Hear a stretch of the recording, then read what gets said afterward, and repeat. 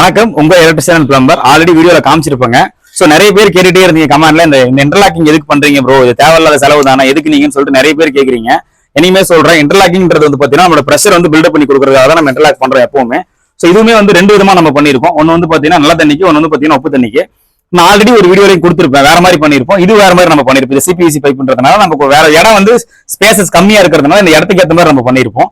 இப்ப நீங்க கேட்கலாம், இன்டர்லாக்கிங் பண்ணீங்கன்னா வந்து பாத்தீங்கன்னா உங்களுக்கு தண்ணி அதிகமா வரும் கேட்டா, கண்டிப்பா அதிகமா தாங்க வரும். அதுக்காக தான் நம்ம கொடுத்துருக்கோம். சோ நல்ல தண்ணி தனியா, உப்பு தண்ணி தனியா ரெண்டுமே பிரிச்சிருக்கோம். டேங்குமே நல்ல தண்ணி தனியா, உப்பு தண்ணி தனியா நம்ம பிரிச்சு வச்சதுனால ஏதாவது ஒரு டேங்க் பை த மோட்டர் ஏதாவது ஒரு கம்ப்ளைண்ட் அப்படின்னாலுமே கூட இன்னொரு தண்ணி வந்து இன்னொரு தண்ணிக்கு நம்ம கொடுக்கறதுக்கு ஏற்ற மாதிரி பைபாஸ் லைன் பண்ணிருக்கோம். அதுல அது வேணும்னா நம்ம வால் மூலியமா அப்டேட் பண்ற மாதிரி இருக்குங்க. சோ நம்ம வேலை எப்படி இருக்குன்னு பாருங்க. நிறைய பேர் கேட்கலாம், இது வந்து நீங்க எங்க பிராஸ் வால்வே போட்டுக்கலாமே, எதுக்கு இந்த வால் போட்டீங்க அப்படின்னு சொல்லிட்டு கேட்கலாம். எல்லாம் மேல பாத்தீங்கன்னா தெரியும். சோ இந்த பைப் லைனுக்காகவே பாத்தீங்கன்னா மேல பாத்தீங்கன்னா காங்கிரீட்டே போட்டாங்க.